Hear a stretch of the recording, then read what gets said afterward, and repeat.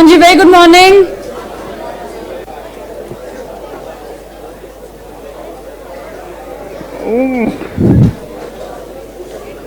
चलिए हाँ जी,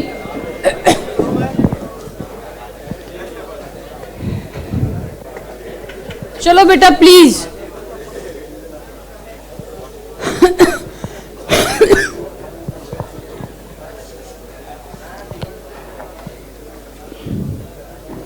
भरत भैया सुनिए।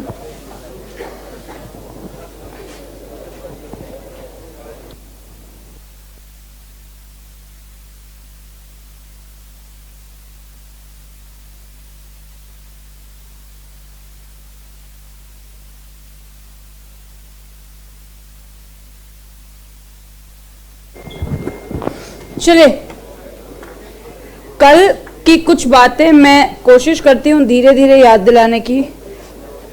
अगर कल, अरे यार आंख में कुछ,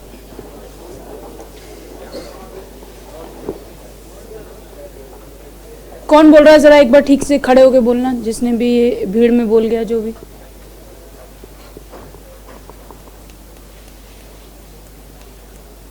हाँ, जो भी आपने बोला वो थोड़ा सा ढंग से बोलिए ना, तो जो मुझे सुनाई दे। भीड़ में बोलने की क्या जरूरत है। मैंने आपको पहले ही कहा है कि नोट्स लिखने में थोड़ा सा समय लगता है, और मैं ये भी नहीं कहूंगी कि मेरे पास बहुत इसके अलावा एक्स्ट्रा काम है, वो मेरी पर्सनल प्रॉब्लम है, लेकिन ये लिखने में थोड़ा समय लगता है। ये हमारी जिम्मेदारी है आपको नोट्स देना। आपको इतना परेशान होने की जरूरत नहीं है इसके लिए, और हर आधे घंटे में मुझे इस बात को याद दिलाने की भी आपको बहुत जरूरत नहीं है।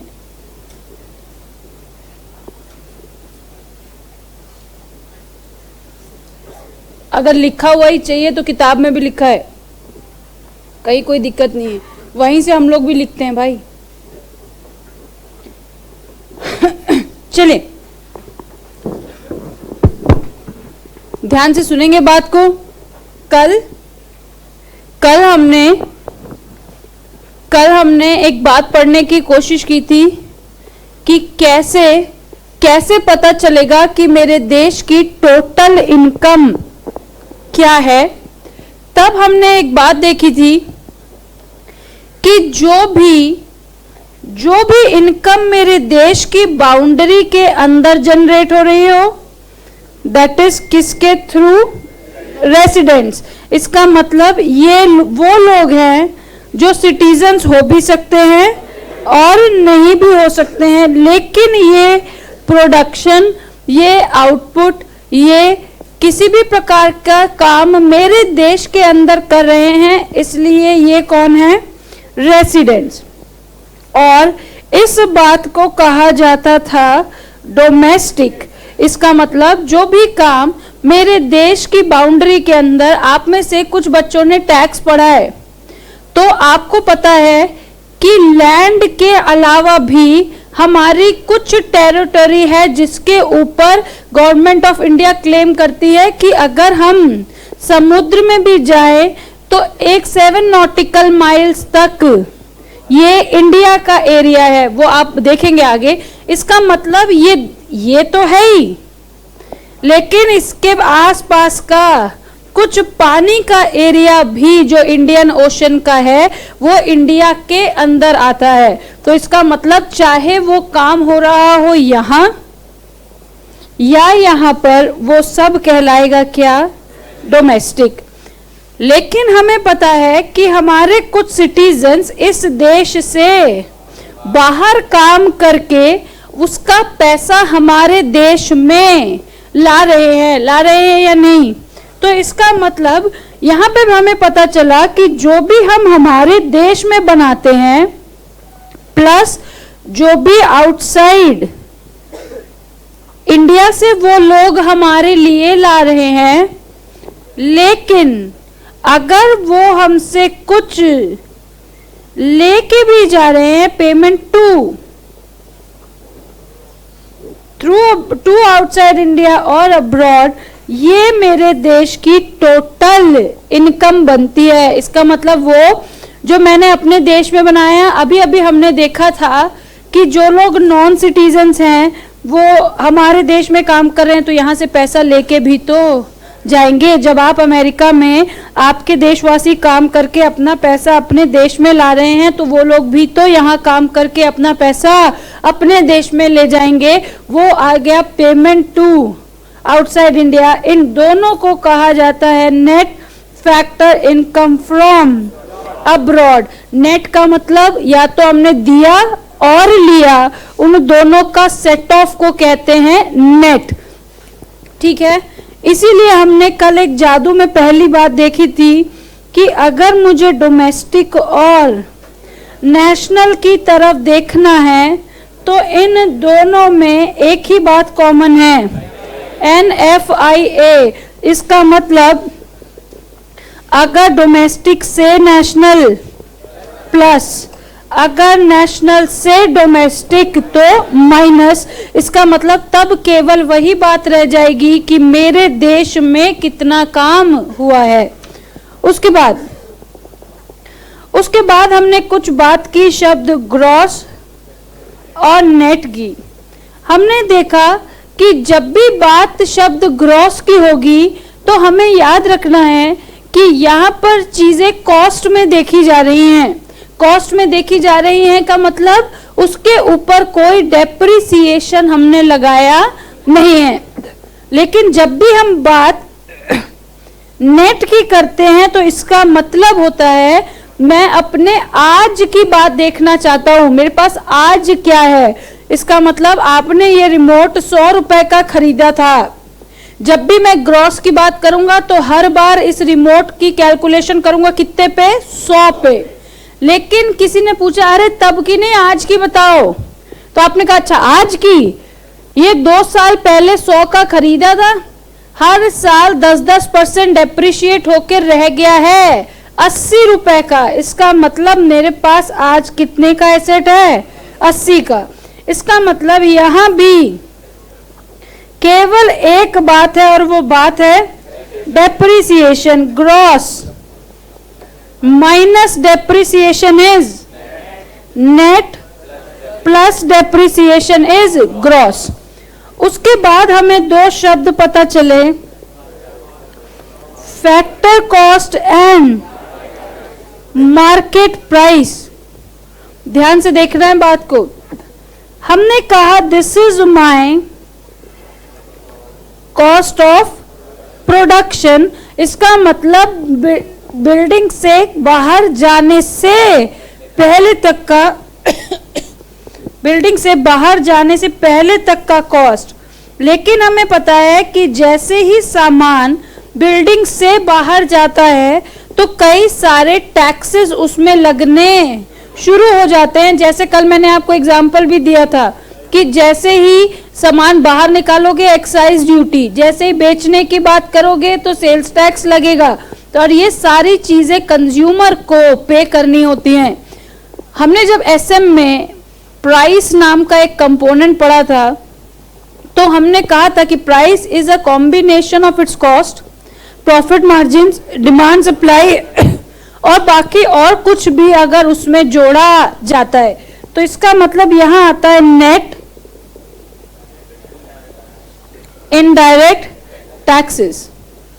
यहां पे यहां माइनस फैक्टर कॉस्ट से मार्केट प्राइस पे जाना होगा तो ऑटोमेटिकली उसमें चीजों को ऐड करना होगा। मैंने आपको ये बात समझाई थी कि फैक्टर कॉस्ट को फैक्ट्री कॉस्ट के नाम से भी याद रख सकते हो। इसका मतलब उतना पैसा जितना मैंने बनाने में लगाया है।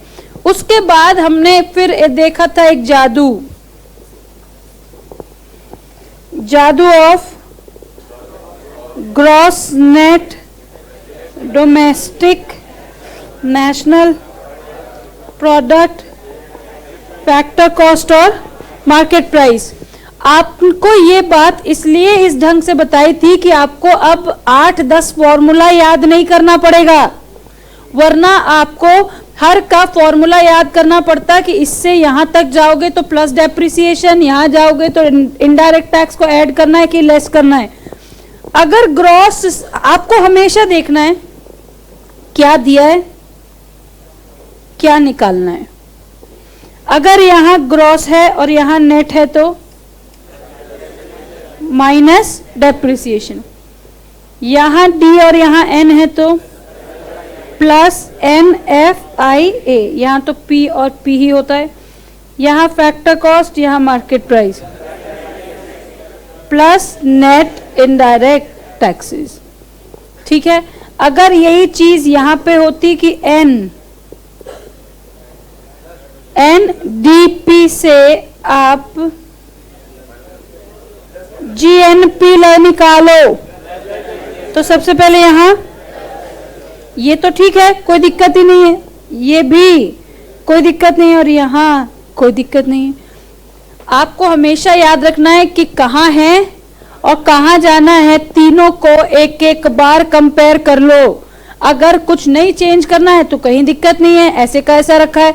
अगर चेंज करना है तो यहां से यहां जाने के लिए मुझे ऐसी बातें देखनी होंगी। उसके बाद कल हमने एक बात की थी वैल्यू एडेड की, जिसमें हमने 3 सेक्टर्स बनाए थे, उसका क्वेश्चन भी देखा था एग्जाम वाला। प्राइमरी सेक्टर जो रॉ मटेरियल प्रोवाइड करता है, सेकेंडरी सेक्टर जो उनको बनाता है, और टर्शरी सेक्टर जो इन दोनों के काम करने को हेल्प करता है, वो सेक्टर या सर्विस सेक्टर कहलाता है टर्शरी सेक्टर। हमने देखा कि वैल्यू एडेड ने एक बात कही कि अगर आपका जो टोटल आउटपुट है वो उतना ही रहेगा जितना हर स्टेज में उसमें बढ़ोतरी हुई है। इसका मतलब जब कल केक बना रहे थे तो हमने देखा था कि पहले स्टेज में तो 0 था, लेकिन जैसे ही रॉ मटेरियल आया तो वो 250 रुपए का हो गया। ठीक है, इसलिए उसका तो इंटरमीडिएट कुछ था नहीं। जब यहां से दूसरे वाले को भेजा तो उसने 150 रुपए का एडिशन किया और उसको बेचा कितने में, 500 रुपए में। इसका मतलब हर स्टेज में जितना वैल्यू ऐड हुआ है उतना वैल्यू एडिशन आपका टोटल आउटपुट बनेगा। इसीलिए कल हमने स्टेप नंबर 1 में एक काम किया था, इसीलिए कल स्टेप नंबर 1 में एक काम किया था that divide the economy into different sectors. कौन कौन से, प्राइमरी, सेकेंडरी, टर्शरी, और इनका निकालना था इनकम। तो कैसे था, income of primary sector minus intermediate goods, secondary minus intermediate goods, और टर्शरी माइनस इंटरमीडिएट गुड्स। और जब इन तीनों को इकट्ठा किया तब बन गया मेरा, ठीक है, तब मेरा इनकम आ गई। उस इनकम को कहते हैं ग्रॉस वैल्यू एडेड। ठीक है, gross value added at market price. यहां पे क्या है बेटा शब्द, तो अगर मैं दूसरा स्टेप बोलूं एनवीए निकालो तो क्या करोगे मैम, तब हम इसमें से डेप्रिसिएशन माइनस कर देंगे। अब आ गया आपका NVA MP, that is GDP NP. यहां पे लेकिन ऑलरेडी मैंने कर दिया तो ये हो गया एनडीपी एमपी, क्योंकि यहां पे डेप्रिसिएशन को माइनस कर दिया है। अब बताओ अगर एनएनपी एमपी निकालना होगा तो प्लस एनएफआईए, तो ये बनेगा मेरा एनएनपी एमपी। और अगर मैं इसमें से इनडायरेक्ट टैक्सेस माइनस कर दूंगी तो एनएनपीएफसी, यहां पे तब बन जाएगा फैक्टर कॉस्ट। ठीक है, उसके बाद एक मेथड होता है इनकम मेथड।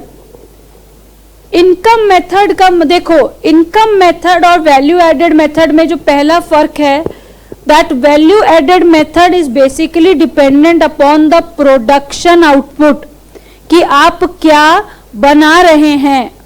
इनकम मेथड कहता है कि तुम मैक्सिमम क्या क्या कमा सकते हो। तो भाई अगर मैं एम्प्लॉय हूं तो मैं क्या कमाऊंगा? Compensation in the form of salary, wages, bonus और भी एक्सेट्रा जो भी। लेकिन मैं तो कोई काम, मैं बिजनेस करता हूं, तो अगर मैं बिजनेस करता हूं तो मैं क्या कमाऊंगा? प्रॉफिट, जिसको कहते हैं ऑपरेटिंग सरप्लस।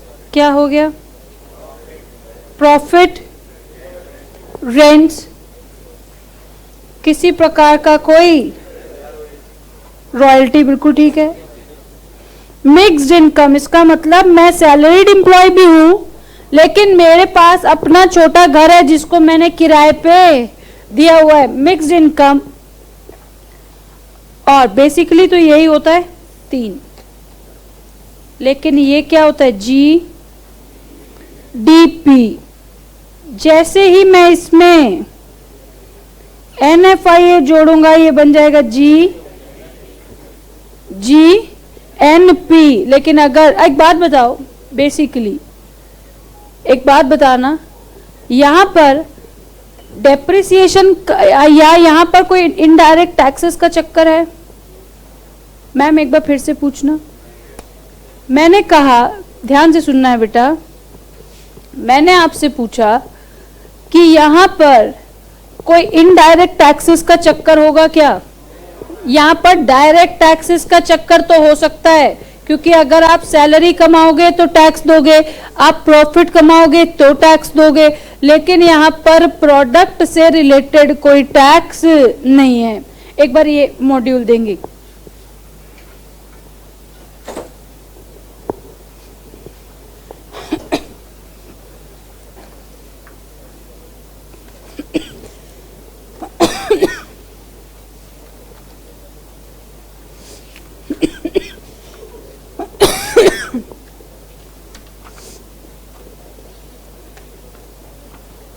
यार एक तो ये मुझे दिख नहीं रहा है कि मुझे क्या हो गया है, मैं गलत देख रही हूँ क्योंकि आई एम सॉरी यार। लेकिन कैसे अजीब से लोग हो यार, तुम्हें छुट्टी उट्टी नहीं चाहिए होती क्या?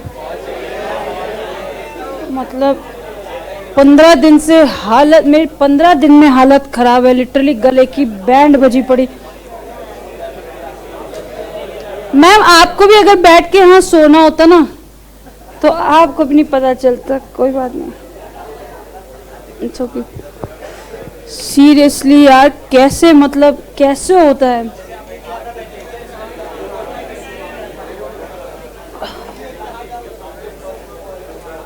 नहीं देखो, ऐसी बात है कि जब मजबूरी होती है तो सब होता है।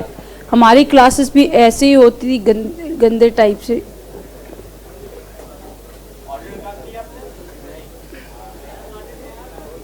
मैं सारी क्लासेस ली भाई, सारी A to Z। I was a good student। आज आपकी सारी क्लासेस एज शेड्यूल्ड हैं। यहाँ देखेंगे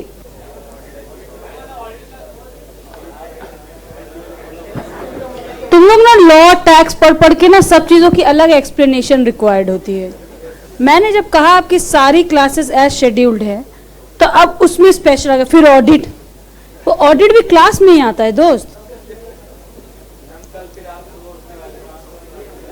मेरी वैसे नींद उड़ रखी है यार, दिमाग खराब तुम्हारे चक्करों में सब। चलो इधर देखो, ध्यान से देखेंगे इधर। मैम दिख नहीं रहा है लेकिन सुन रहा है, कोई बात नहीं। फाइंड GDPMP एंड GNPMP, ठीक है? मुझे 2 बातें निकालनी है, GDPMP और GNPMP from the following particulars जो भी दिए हुए हैं बाय, एक मिनट, ये पागल हैं ये लोग।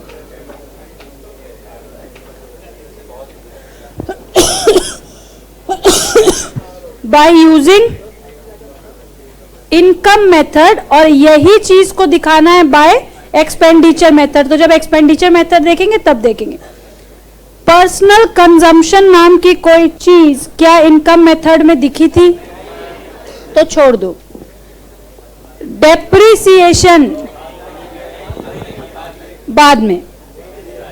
टैक्स, वेजेस आएगा या नहीं आएगा? कंपनसेशन का पार्ट है। इनडायरेक्ट बिजनेस टैक्सेस अभी के लिए नहीं आएगा।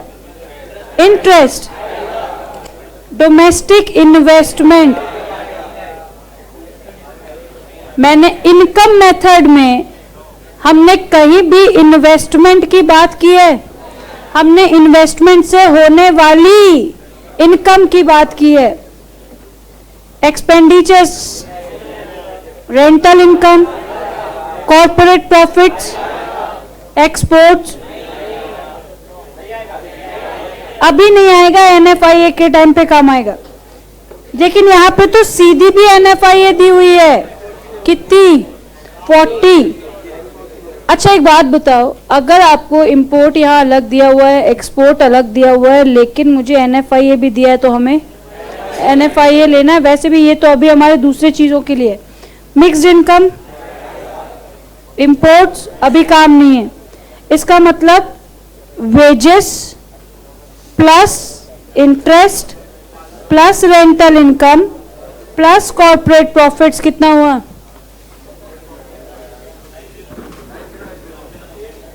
90, ठीक है। उसके बाद प्लस डेप्रिसिएशन 9890 क्या हुआ? कौन सी इनकम है? अच्छा मिक्स इनकम नहीं जुड़ी है उसमें? यार मेरे पास कैलकुलेटर नहीं है, आप ही जोड़ रहे हो उसमें भी। जो 90 सही है। उसके बाद अगर उसको ग्रॉस बनाना है तो प्लस डेप्रिसिएशन, और अगर डोमेस्टिक को नेट बनाना है, डोमेस्टिक को नेशनल बनाना है तो plus NFIA.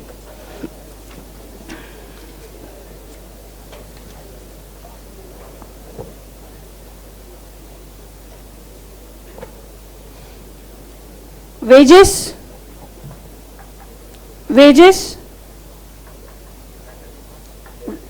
Rental income, profits, interest, mixed income, depreciation, और उसके बाद यहां पे एमपी निकालना है। तो एमपी निकालना है तो उसमें इनडायरेक्ट टैक्सेस को ऐड करना पड़ेगा। ग्रॉस निकालना था तो डेप्रिसिएशन को भी ऐड करना था। ज्यादा हो गया, चलो कोई बात नहीं, अभी इसको होने दो, 1 मिनट ही बज रहा है।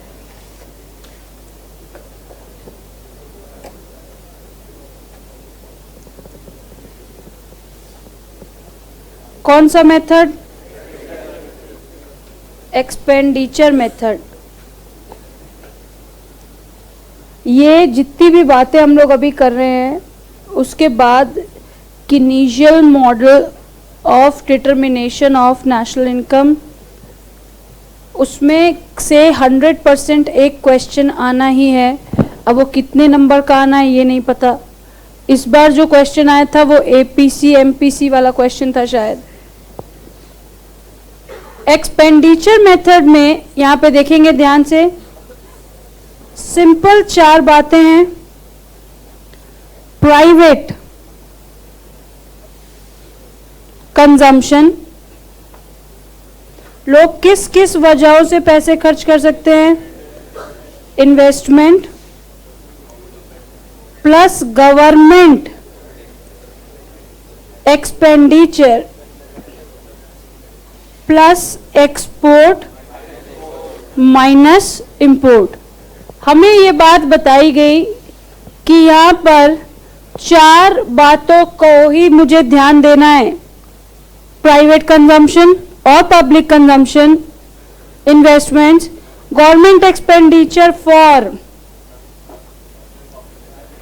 Capital formation and exports minus import. जब भी हम बात करेंगे इस वाले इक्वेशन की या इस वाले मेथड की, तो एक बात हमेशा याद रखना है कि ये हमेशा इतना ही होगा, और कीनीशियन मॉडल में भी जब हम फोर्थ सेक्टर की बात करेंगे तो केवल यही इक्वेशन आपको दिखाई देगी। यहां पर इन्होंने बताया कि कोई भी इकोनॉमी मैक्सिमम किन किन बातों के लिए खर्च कर सकती है, या वो अपने लोगों की तरफ से कंजम्पशन के लिए खर्च कर सकती है, इन्वेस्टमेंट दैट इज सेविंग्स के लिए, गवर्नमेंट किसी इंफ्रास्ट्रक्चर को बनाने के लिए खर्च कर सकती है, मेरे पास एक्सपोर्ट से पैसे आएंगे और इंपोर्ट से पैसे जाएंगे। ये एक्सपेंडिचर मेथड, जितनी बातें हमने वहां पे छोड़ी थी, public expenditure, government expenditure, export, import और इन्वेस्टमेंट्स, वो सारी बातें यहाँ लिखनी है। और अगर इसमें थोड़ी सी भी कंफ्यूजन है तो उसके लिए हम पहले अब एक कहानी सुन लेते हैं, और हमारी यूनिट 2 भी उसी में आएगी। बेटा ऐसा माना गया कि किसी भी इकोनॉमी को चलाने के लिए 4 सबसे इंपॉर्टेंट लोग होते हैं जो मिलके इकोनॉमी चलाते हैं। ठीक है, सबसे पहला सेक्टर आया house hold sector. House hold sector का मतलब हुआ आप, मैं, हमारे लिए जो प्राइवेट कंजम्पशन घरों के लिए जरूरी थी वो क्या कहलाई, हाउस होल्ड सेक्टर। फिर उन्होंने कहा कि यहां पर ना एक फ्लो होता था, किसके किसके बीच में, हाउस होल्ड और फर्म्स, दैट इज कौन सा सेक्टर, बिजनेस सेक्टर। ये वाला क्वेश्चन आपको स्पेशली एग्जाम में भी पूछ सकते हैं, what is the circular flow of 2 sector. इसका मतलब यहाँ पे जब भी बात होगी determination of income from the sector model, तो हमेशा याद रखना है कि अगर बात 2 सेक्टर मॉडल की होगी तो उसमें केवल 2 ही लोग आएंगे। कौन कौन, हाउस होल्ड एंड फर्म। ये सबसे ज्यादा हाइपोथेटिकल सिचुएशन है। हाइपोथेटिकल सिचुएशन इसलिए है क्योंकि इनका मानना है कि इस बीच में ना तो कोई गवर्नमेंट का रोल है और ना ही हमारा देश किसी भी प्रकार से फॉरेन ट्रेडिंग करता है, जबकि ये दोनों ही बातें पॉसिबल नहीं है। माना यह जाता है कि ये एक क्लोज्ड इकोनॉमी है। क्लोज्ड इकोनॉमी का मतलब जहां पे बाहर से किसी प्रकार की ट्रेडिंग नहीं हो रही। ये कहते हैं कि जो फर्म्स हैं वो प्रोडक्शन करने के लिए हाउस होल्ड से ही लोगों को हायर करती है और उनको देती है सैलरी, वेजेस, बोनस वगैरह। ठीक है, और इन्हीं पैसों से ये हाउस होल्ड वाले लोग उसी प्रोडक्ट को खरीदते हैं जो बिजनेस सेक्टर बनाती है। बड़े ध्यान से सुनना है बात, मैंने क्या कहा। मैंने कहा केवल आप और मैं 2 ही लोग यहां पर प्रेजेंट हैं। मैं बिजनेस सेक्टर हूं, इसका मतलब मैं प्रोडक्ट बनाता हूं और उसको बेचता भी हूं। अब मेरे पास अगर दुनिया में एक बनाने वाला और एक खाने वाला है, तो हमने कहा कि 2 सेक्टर मॉडल में हमारे ही लोग, मैं क्या करूंगा, बोलूँ आओ तुम्हें काम चाहिए मेरे पास आओ, मेरा प्रोडक्ट बनाओ और उसके बदले में मुझसे कुछ पैसे ले जाओ और उसी पैसे से तुम मेरे प्रोडक्ट को दोबारा से खरीदो, और इसी तरीके से ये साइकिल चलती रहेगी। लेकिन आपको मिले कितने रुपए, 100 रुपए। आपको याद होगी कीन्स की बात कि हम सारे पैसे को यूज नहीं करते हैं। आपने कहा मैं तो भाई थोड़ा सा कंजर्वेटिव आदमी हूं, क्या पता आगे चल के कहीं कोई नुकसान ना हो जाए, तो मैंने अपनी इनकम का 20 रुपया क्या कर लिया, रख लिया और 80 रुपए के प्रोडक्ट खरीदे। बोलो ठीक है। इसका मतलब जब दोबारा इकोनॉमी घूमेगी तो इकोनॉमी अब 100 रुपए से नहीं घूमेगी, वो इकोनॉमी घूमेगी 80 रुपए से। जब ये फिर जाएंगे, अब इनको कितने रुपए मिलेंगे, 80। अब इस 80 में से ये फिर 16 रुपए रख लेंगे एज सेविंग्स और फिर खरीदेंगे 64 रुपए के गुड्स। इसका मतलब मैं जब भी 2 सेक्टर मॉडल को देखूंगा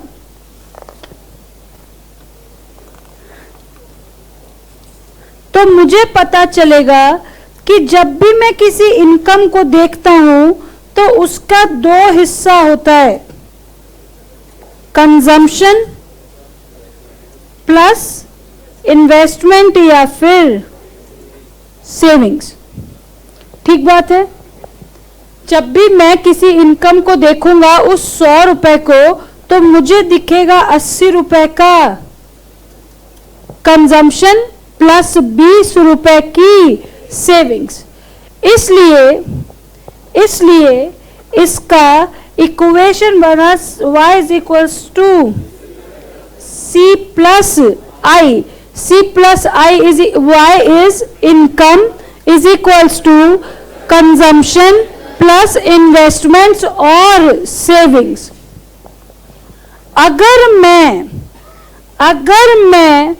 100 रुपए में से 20 रुपए बचाता हूं और 80 रुपए कंज्यूम करता हूं ऑलमोस्ट हर बार, इसका मतलब मेरा जितना भी पैसा आता है उसमें अराउंड 20% मैं सेव करता हूं और 80% मैं हर बार कंज्यूम करता हूं। तो इस रेशियो को कहते हैं average propensity to consume. Ma'am क्या? Average propensity to consume. इसका मतलब जब भी मेरे पास इनकम आती है तो उसका कितना परसेंट मैं कंज्यूम कर लेता हूं, वो कहलाता है एवरेज प्रोपेंसिटी टू कंज्यूम। कैसे पता चला मैम? हमें पता चला कंजम्पशन अपॉन इनकम। इसका मतलब 80, ऐसे ही तो निकाला ना आपने, फिर किसी और रूप से निकाला है?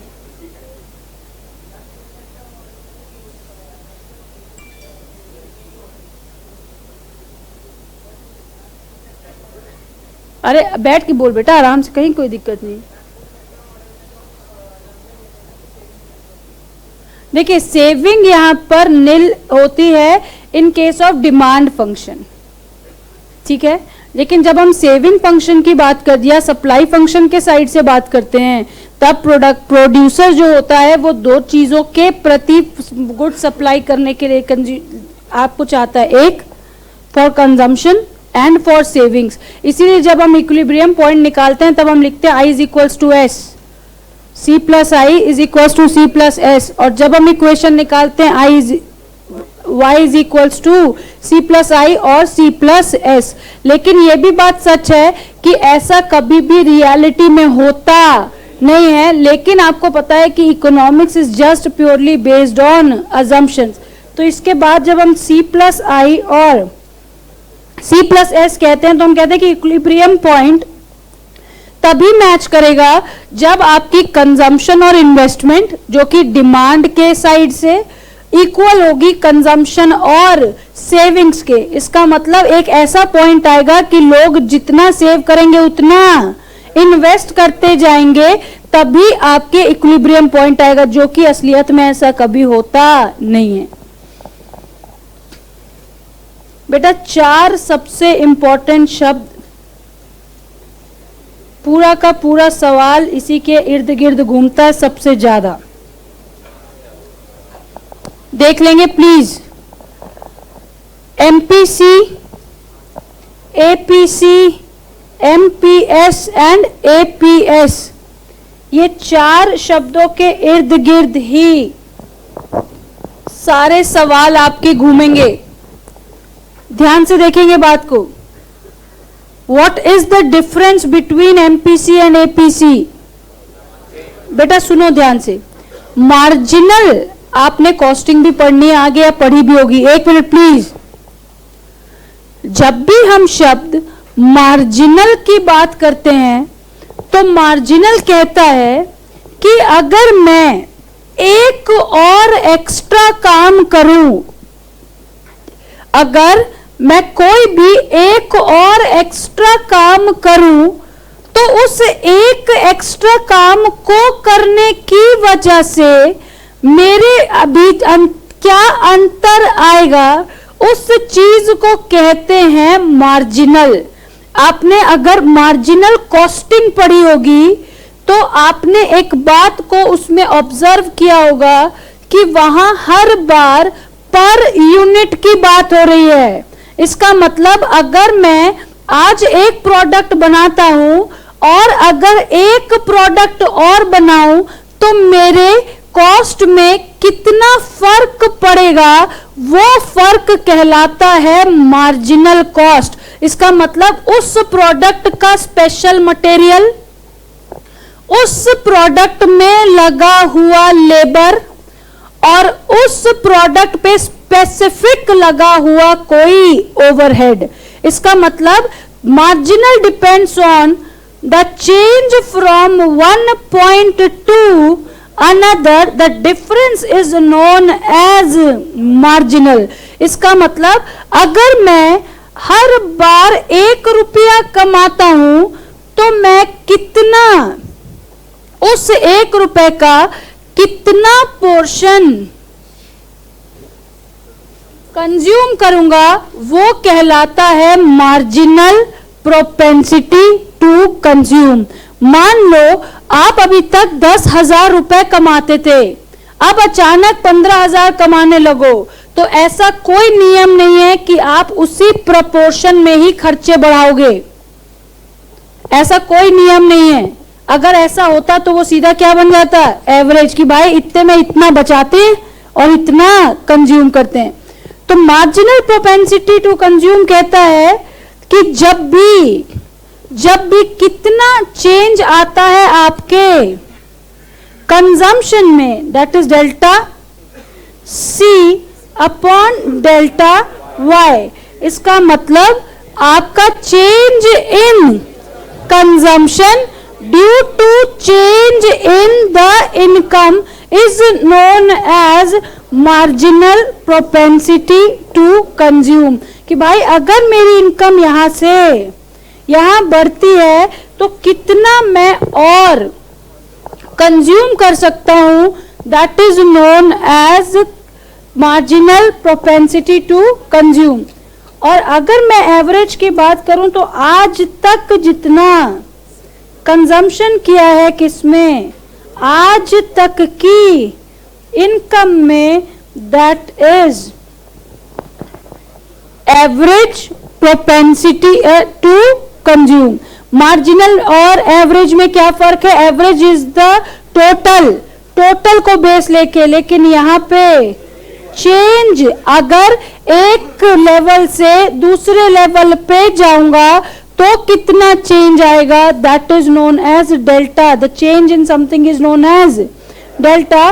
Change in consumption due to change in income is known as MPC, and the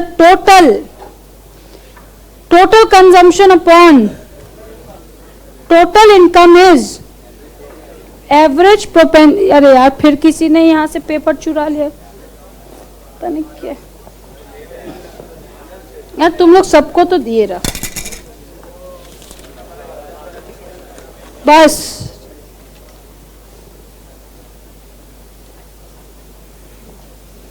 calculate APC average propensity to consume and average propensity to save। अगर मैं 80% खा जाता हूं तो इसका मतलब 20% बचाता होगा। मैं कितना बचाता हूं? जितना मैं खा जाता हूं उसके बाद जितना बचता है वही मेरी सेविंग होती है। तो अगर मैं 80% कंज्यूम करता हूं तो मेरी सेविंग्स, इसका मतलब average propensity can be A1 minus APC। इसका मतलब अगर 100% में से 80% मैं कंज्यूम करता हूं तो 20% मैं बचाता हूं। ये आपको 2 नंबर में बोल रहे हैं। Calculate average propensity to consume, that is consumption upon income. कितना हुआ? 75%। And what is APS? 25%। कैसे पता चला? मैम अगर आप 75% खा जाते हैं तो आप 25% बचा जाते हैं। ये अब की बार का क्वेश्चन है, एपीएस एपीसी। और 18 में पूछा था एमपीसी एमपीएस। उसमें फर्क ये था कि आपको दोनों सालों की इनकम दी हुई थी। ध्यान से सुनेंगे बात को बेटा। यहां पे आपको सीधा एपीसी पूछा, इसलिए टोटल इनकम दी है और टोटल कंजम्पशन दिया है। अगर यही बात वो एमपीसी पूछते तो आपको 2 इनकम देते और 2 कंजम्पशन देते। तो आपको क्या करना होता? Change in consumption upon change in income. अब बताओ एमपीएस क्या होगा? Change in savings upon change in income. तो मैम ये तो तब भी है 1 माइनस जितना आप हर बार कंज्यूम करोगे उतने के अलावा जो बचेगा वो सेविंग्स। इसका मतलब 1 minus MPC is equals to MPS. देखो एक और बात, किसी प्रकार से टेंशन लेने की जरूरत नहीं है। अगर किसी भी वजह से इसमें से आपको कोई भी चीज ऐसी लगती है कि हमसे नहीं हुई है तो परेशान होने की कोई ज़रूरत नहीं है। हम 25 तारीख को कैसे भी EIS ख़त्म कर रहे हैं, ये फिक्स्ड है।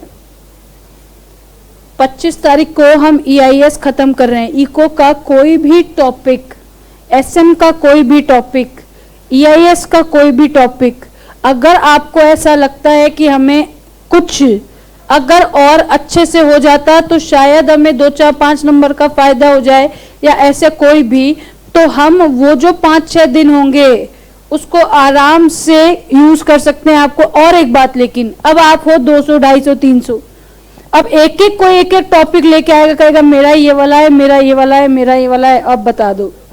तो देखिए हर चीज कुछ फिक्स टॉपिक्स है। लाइक EIS में एक बार और फ्लो चार्ट्स, तो हमें उसको पता ही है कि अगर वो आता है तो 6 से 8 नंबर दे के जाएगा, तो उसका रिवीजन सही होगा। इको में आपको पता है कि कंटेंट बहुत ज्यादा है और नंबर मिलने हैं कम। ये चीज हम देख चुके हैं और हमने इनका ट्रिक भी देख लिया है कि एक एक क्वेश्चन में पूरा का पूरा यूनिट उठा रहे हैं और बोलते हैं 4 नंबर में पूरा यूनिट बता दो जो पढ़ के आए हो। तो उस वक्त अगर आपको कैसे भी लगेगा बेटा, तो वो सारी हमारी जिम्मेदारी है, कोई भी टॉपिक। लेकिन हाँ, मैं जब क्लास में बताऊंगी तो हो सकता है कि वो दोबारा से उस लेवल पे ना हो, तो you are most welcome.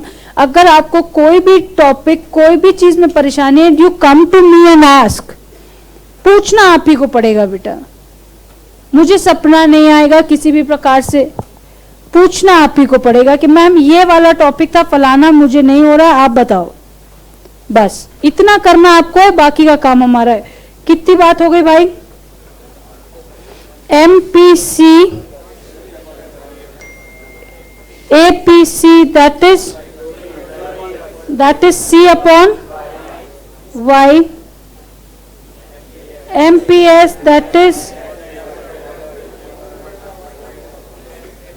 APS that is S upon Y, 1 minus MPS। अगर मैं 20% बचाऊंगा तो 80% कंज्यूम करूंगा। 1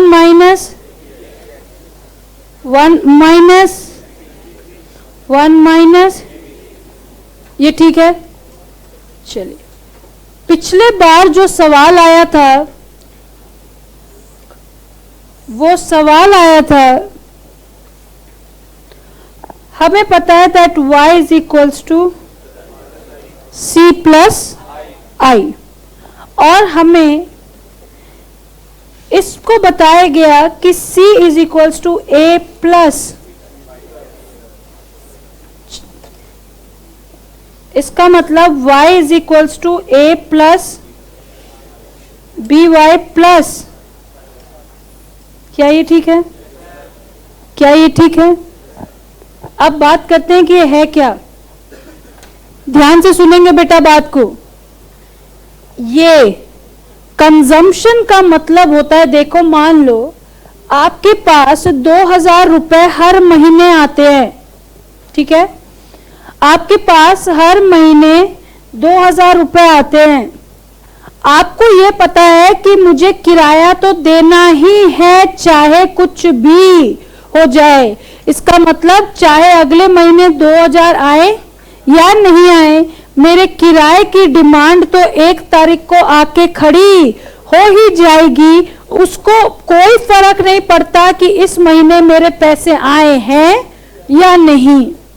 बेटा हर इकोनॉमी में या हर जिंदगी में कुछ ऐसे खर्चे, कुछ ऐसी डिमांड्स होती हैं जिनको होना ही है चाहे आपकी इनकम हो या ना हो। जैसे हमें रोटी तो खानी ही है चाहे हमारी इनकम हो या ना हो। उनको कहते हैं ऑटोनोमस एक्सपेंडिचर। कौन सा expenditure? Autonomous expenditure. Autonomous expenditure का मतलब होता है the expenditure even at the zero level of income. इसका मतलब अगर आपके पास 1 पैसे की भी इनकम ना हो तो भी आपको इसकी तो जरूरत पड़ेगी ही, या इतना तो कंजम्पशन आप करेंगे ही। जैसे हमने कह दिया, मान लो A is rent, B Y तो हमेशा क्या है? Income. B is that ratio जो मैं अपने इनकम का कंजम्पशन के लिए इस्तेमाल करता हूं। तो आप कह सकते हैं कि दिस इज व्हाट? MPC। इसका मतलब जैसे जैसे मेरी इनकम बढ़ेगी वैसे वैसे मैं क्या करूंगा? अपने अदर कंजम्पशंस की तरफ मूव करना शुरू करूंगा। ये क्या है? A इज, इसका मतलब कितना भी हो जाए ये तो जरूरी है, वो कहलाता है ऑटोनोमस एक्सपेंडिचर। 1 मिनट रुकेंगे प्लीज।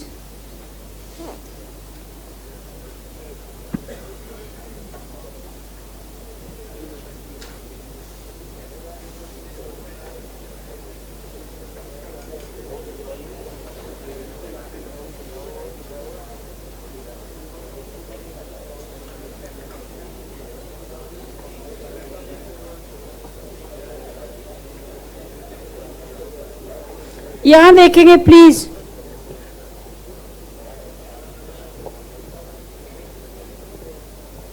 देखेंगे बेटा please. Calculate MPC and MPS from the following data. यहाँ पे एमपीएस और एमपीसी है, इसका मतलब डेल्टा की जरूरत है। चेंज लेवल, इनिशियल लेवल, तो change in consumption is 3000, change in income is 4000। तो हमने यहाँ देख लिया कि ऐसा नहीं है, तो MPC is 75% and MPS is, same question है वहां, ये लो क्वेश्चन, ध्यान से देखेंगे बेटा। एक मिनट, देख रहे हैं हम लोग क्या करना है हमें। हमारे पास कंजम्पशन फंक्शन लिखा हुआ है 150 प्लस 0.75 YD। अब बात है YD क्या है? YD is disposable income. इसका मतलब टैक्स निकालने के बाद जो इनकम मेरे पास बचेगी उसी को मैं कंज्यूम कर सकता हूं। इसका मतलब ये 150 रुपए तो मुझे खर्च करने ही है, प्लस जितनी मेरी इनकम होती है उसका 75% मैं खर्च करता हूं। मेरी आय क्या है? कितनी हो गई भाई? 100।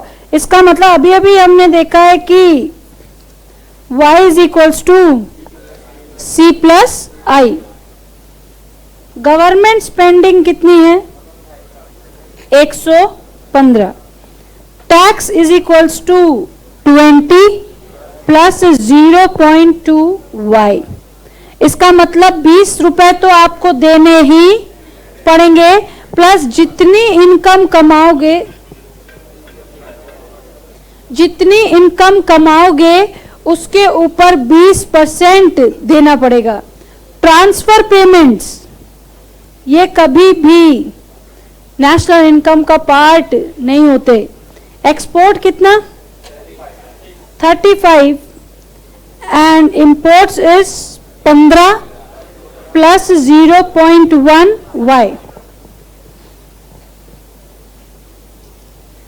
यहां पे लिखा हुआ है where y and yd are national income and personal disposable income respectively। इसका मतलब y is national income and yd is personal disposable income। Find out the equilibrium level of national income, consumption and net exports। इसका मतलब सबसे पहले आपको निकालना है y, उसके बाद c वाला इक्वेशन सॉल्व करना है और एक्सपोर्ट माइनस इंपोर्ट की फिगर यहां पे निकालनी है। लेकिन ये वाले केस में फॉरेन भी है और गवर्नमेंट भी है। इसका मतलब ये कौन सा सेक्टर से पूछा है? 4 सेक्टर। अगर इस क्वेश्चन को आप ध्यान से देखेंगे तो you will find consumption, investment, government expenditure plus exports minus imports. अगर यही 3 सेक्टर होता तो यहां पर फॉरेन सेक्टर नहीं होता। C plus I plus G। इसका मतलब हमेशा ध्यान रखना है कि आपको जब भी पूछेंगे C plus I is 2 sector. कहां गया वो पन्ना? C plus I, C plus I is 2 sector, C plus I plus G, C plus I plus G, that is plus net exports is 4 sector.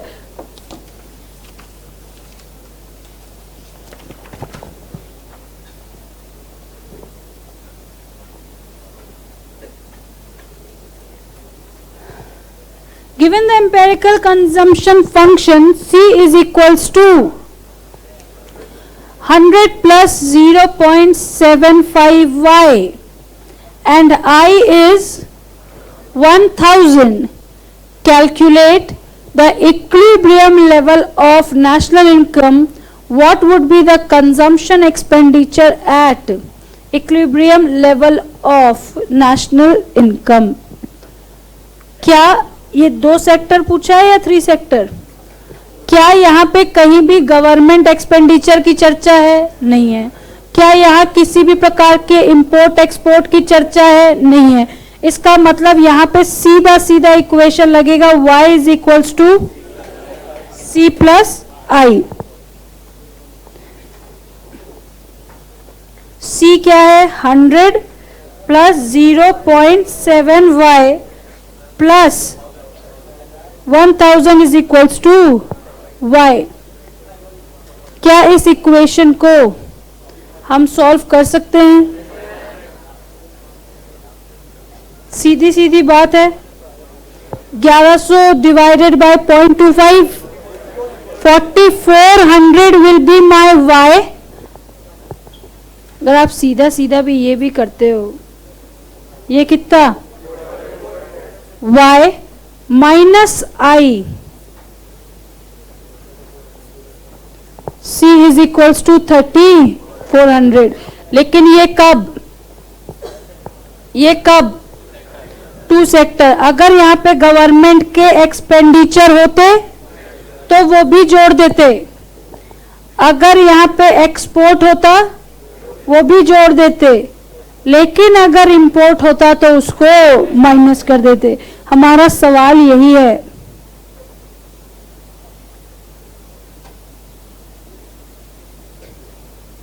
Consumption function,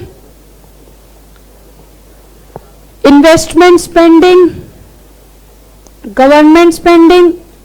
अच्छा एक बात बताओ, यहां पे tax का क्या रोल है? Disposable income, that is y minus tax will be disposable income. तो y कैसे निकालोगे? पहले 1000 y, उसके बाद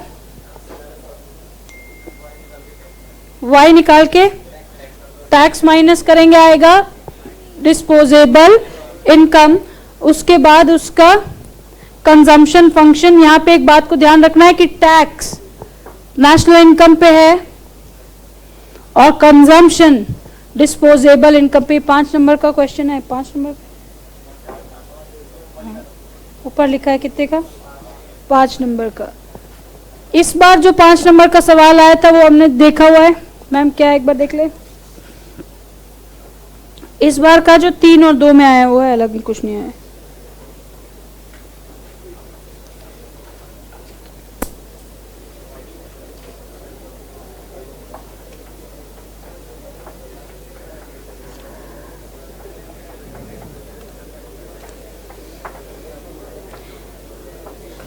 चलिए अब कुछ ना सीरियस बात कर लेते हैं।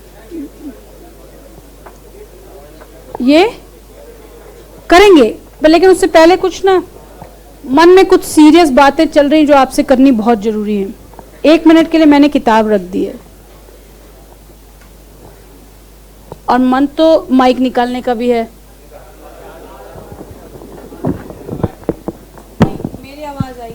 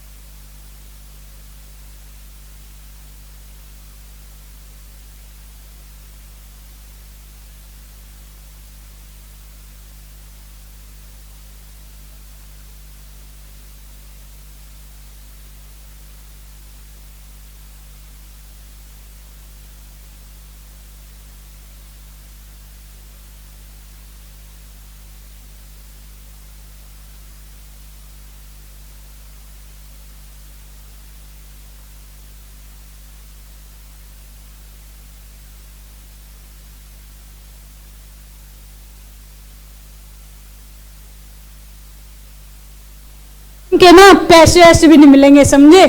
फ्री का पेन भी लो, पैसे ऐसे भी नहीं मिलने कुछ।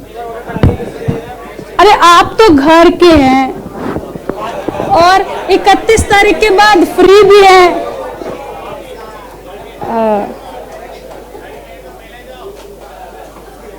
बताओ यार,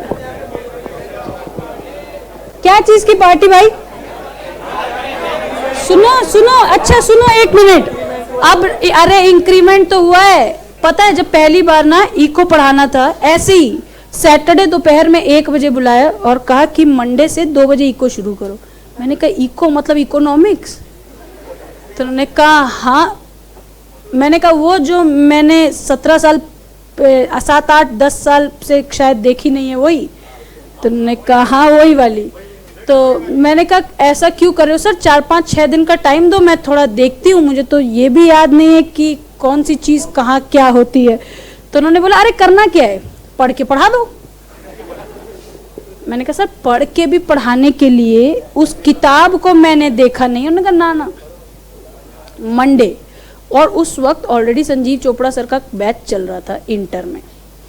मैंने कहा आप मुझे उस टीचर के सामने खड़ा कर रहे हैं जो 20 साल से सिर्फ इकोनॉमिक्स ही पढ़ा रहा है, और मैंने 20 साल में इकोनॉमिक्स देखी नहीं है। तो उन्होंने कहा वो सब मुझे नहीं मालूम। अब कल भी मुझे पता था कि उन्होंने मेरा नाम जरूर दिया एफएम में, लेकिन पढ़ानी उन्होंने ही है। शायद हम कुछ बच्चे बात भी कर रहे थे तो मैंने ये बात बोली दी कि वो मुझे मालूम है कि उन्होंने ही पढ़ानी। कल उन्होंने कहा नहीं ऐसा है कि हमसे ना हो पाएगा और करने आप ही ने है। तो भाई ऐसा है कि तुमने जो कॉन्ग्रेचुलेशन तुम बोल रहे हो, ठीक है, 1 लाख 2 लाख 3 लाख का फायदा मुझे हो जाएगा, लेकिन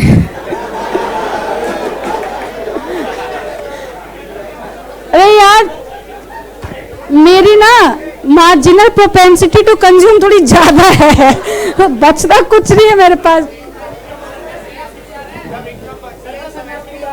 हाँ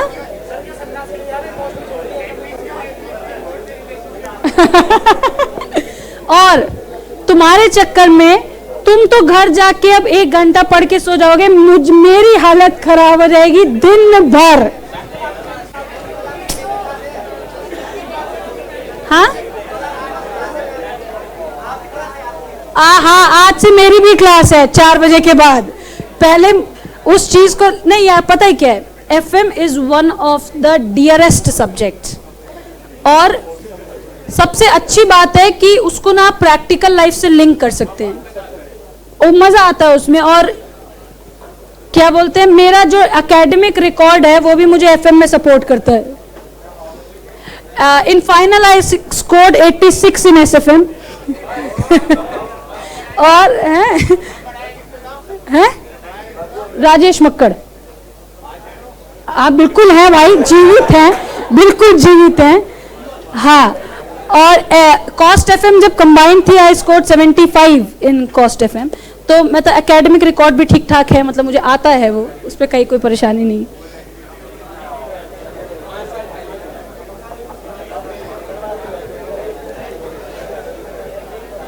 हाँ जी सुनो एक बात और, अब बस आधे घंटे में फटाफट से इसको निपटा लेते हैं और ऑडिट की क्लास के बाद आपकी छुट्टी और मेरी परेड शुरू, ठीक है?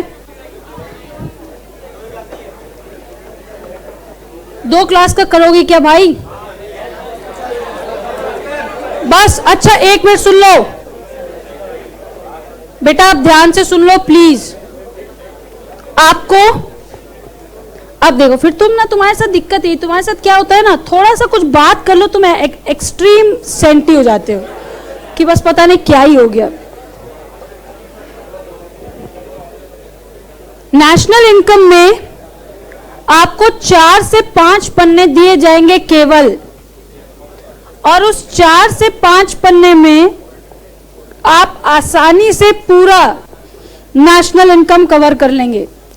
आपको बिल्कुल भी किसी प्रकार की भी परेशानी नहीं होगी। पहले वाले में तो हमने देख लिया है कि करना क्या है, पहले वाला ही इंपॉर्टेंट है। जैसे जैसे सेक्टर्स बढ़ेंगे वैसे वैसे बात बनती चली जाएगी। कौन कौन सी? C plus I is equals to Y, that is income in 2 sector, उसमें आगे गवर्नमेंट जुड़ जाएगा तो 3 सेक्टर, आगे इंपोर्ट और एक्सपोर्ट जुड़ जाएगा तो 4 सेक्टर। उसके बाद जो मेन जो प्रैक्टिकल वाले क्वेश्चन आने हैं वो आना है चैप्टर नंबर 1 से ही, बाकी तो 1-1, 2-2 नंबर का जो भी आना है।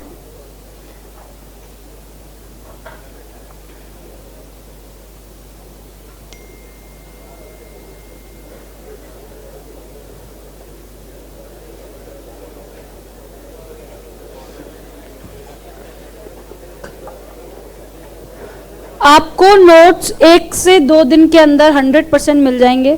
मुझे थोड़ा सा संभलने का समय दीजिए तो मैं इस काम को, पता मन तो मेरा था कि मैं 1 दिन का ऑफ लूं इको और एफएम के बीच में, तो कि थोड़ा सा नए सब्जेक्ट को करने के लिए थोड़ा सा नया माइंडसेट चाहिए। तो यार तुम इसकी बात करो, ऑफ ले लो, सर बोलते 26 जनवरी की छुट्टी भी कैंसिल है।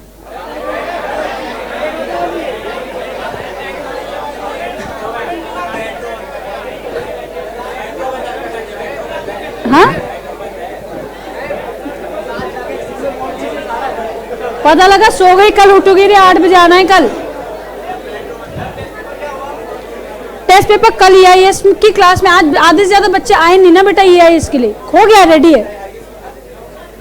ये सब कल मैम कल क्या होगा, कल सुबह 8 बजे EIS की क्लास होगी with the answer sheets of the question paper, जो अभी आंसर शीट्स जो आपने लिखे हैं, जिन्होंने लिखा है उनको जितने नंबर मिले हैं वो हम लोग देखेंगे।